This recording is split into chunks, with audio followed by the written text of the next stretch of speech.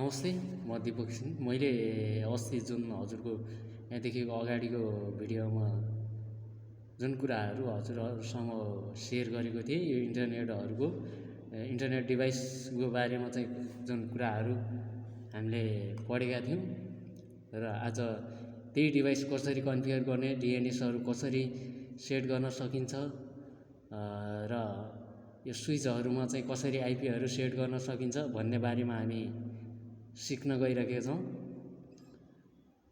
अब बाँकी चाहिँ भिडियो हेर्नुहोला, भिडियोभित्र हामी भन्नेछौँ। हस्, थ्याङ्क यू। भिडियोलाई, मेरो युट्युब च्यानललाई चाहिँ लाइक, सब्सक्राइब र कमेन्ट गर्न नबिर्सनु होला। भिडियो चाहिँ अन्तिमसम्म हेरेर साथ दिनु होला। Thank you. अब यहाँनिर हामीले डिएनएस सर्भर कसलाई बनाउने भन्ने छ। यो आइपीहरू यसरी सेट गर्नुपर्ने हुन्छ है त।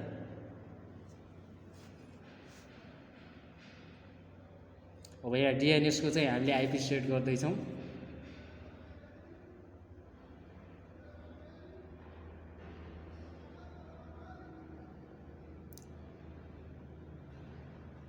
र हामीले यहाँबाट एउटा डिभाइस लन्च गर्नुपर्ने हुन्छ है त। एउटा डिभाइस लन्च गर्नुपर्ने हुन्छ है। डिभाइसको चाहिँ आइपी यो रहेको छ।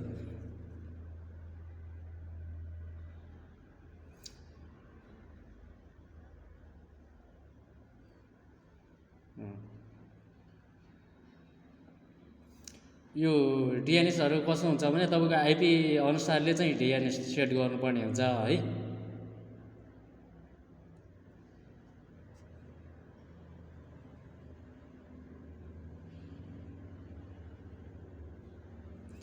हामीले यहाँ एड्रेसहरू रिलिज गर्नुपर्ने हुन्छ है।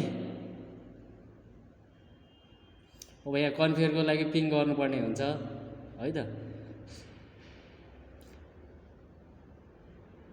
यो लेन 1 को लागि त हाम्रो नेटवर्क कति छ भने 192.168.30.0 यो चाहिँ हाम्रो आइपी एड्रेस ल, पिङ गर्ने आइपी एड्रेस। अब यहाँ डिएनएस सर्भर कसलाई बनाउने भन्ने छ। डिएनएस सर्भर भनेको 192.168.10.40 छ है त।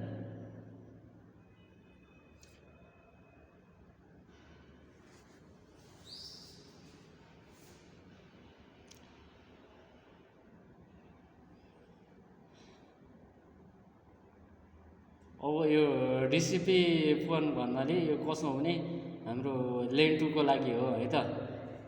172.16.0.0. यो चाहिँ हाम्रो लेन 2 को लागि आइपी है त। यो चाहिँ डिफल्ट राउटरको लागि है यो आइपी चाहिँ।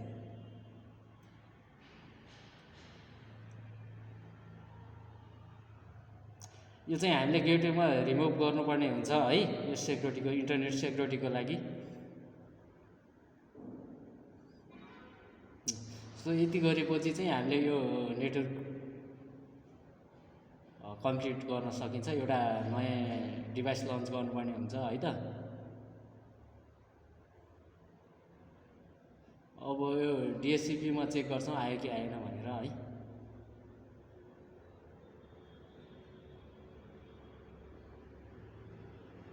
ल हेरौँ ल एकचोटि। 16.4 ओके, 16.2 पनि ठिक छ, 16.3 पनि ठिक छ है त। यो आयो भने सबै डिभाइसमा इन्टरनेट भिजिट गर्न सकिन्छ है। सर्भिस आउँदैछ है यहाँ चाहिँ।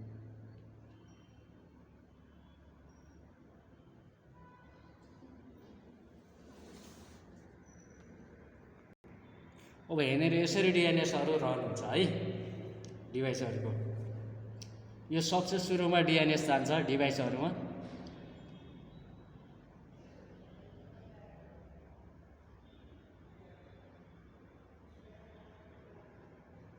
डिएनएसहरूको इन्ट्री सबैभन्दा स्टार्टमा चाहिँ हाम्रो इन्टरनेटभन्दा स्टार्टमा डिएनएसहरू चाहिँ इन्ट्री हुन्छ है त डिभाइसहरूमा।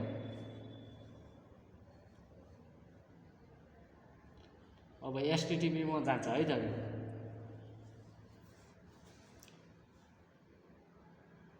यति भनेपछि यदि तपाईँले कुनै पनि वेबसाइटहरू एलाउड गर्नुपर्ने छ भने हामी चाहिँ एनदर वान अर्को भनेको तपाईँको FA0 FA2 FA/1 GIS 2/1 यो चाहिँ हामीले रन गर्नुपर्ने हुन्छ है त। अब यो लास्टमा चाहिँ हामीले ट्राफिकहरू ब्लक गर्नुपर्ने हुन्छ भने कुनै पनि अर्गनाइजेसन बेसिसहरूले गर्दाखेरि चाहिँ यो वेब फिल्टरिङहरू चाहिँ यो बेसिससँग गर्छ ल। यो कुनै एउटा नेटवर्क नै आउनु छैन भने सो त्यो प्याकेज फिल्टरिङ चाहिँ हामीले गर्नुपर्छ ल।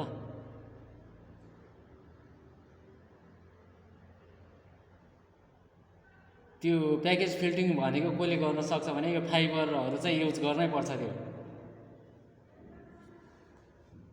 म्याक्सिमम यो अल सर्भिसहरू चाहिँ हामीले फाइबरदेखि नै फिल्टरिङ गर्न मिल्छ है। यहाँबाट अहिले हामीले पिङ पनि गर्न सकिसकेका छौँ। DNS HTTPले चाहिँ रन गरिरहेछ। हामीले यो नेटवर्किङमा गएर पिङ गर्नुपर्ने हुन्छ यो आइपी राखेर है त। यो हामीले चाहिँ रिप्लाई दिइरहेको छ।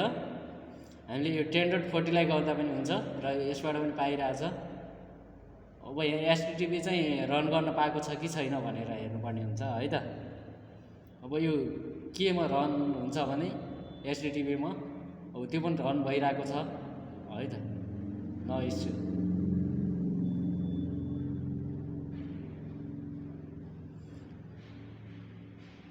अब यो जुन सेकेन्डरी र प्राइमरी भन्ने हुन्छ हामीसँग, प्राइमरी चलेको ठाउँमा चाहिँ सेकेन्डरी आउनै भएन कि। यो जुन हाम्रो यो सेकेन्डरी नेटवर्क छ नि यो हाम्रोमा आउनै भएन। अब यसको लागि चाहिँ हामीले स्टेटमेन्ट लेख्नुपर्ने हुन्छ है त। configure access list सेकेन्डरी र यो एक्सएल भन्ने पनि दुईटा हुन्छ। एउटा स्ट्यान्डर्ड हुन्छ, एउटा एक्सटेन्डेड हुन्छ है एक्सेस लिस्ट चाहिँ। अब यिनीहरूको चाहिँ आइपी फरक फरक हुन्छ। ल बाँकी चाहिँ नेक्स्ट भिडियोमा है। हजुरहरूले भिडियो हेरेर लाइक कमेन्ट सेयर गरेर साथ दिनु होला। हामी चाहिँ यस्तो भिडियोहरू ल्याइरहनेछौँ। हस् थ्याङ्क यू। यो आइएसपी इन्डोर नेटवर्किङहरू कसरी गरिन्छ, यो डिभाइसहरू कसरी कन्फिगर गर्न सकिन्छ, कुन कुन डिभाइस कहाँ लाग्छ, कुन कुन नेटवर्क कसरी गर्ने, इन्डोर आउटडोर कसरी गर्ने, हामीले नेटवर्किङ फिल्टर कसरी गर्ने भन्ने सबै हामीले भिडियो मार्फत हजुरहरूलाई सेयर गर्नेछौँ। र हजुरहरूले भिडियो हेरेर लाइक सब्सक्राइबर कमेन्ट गरेर सेयर गरेर हजुरहरूले साथ दिनु होला। धन्यवाद।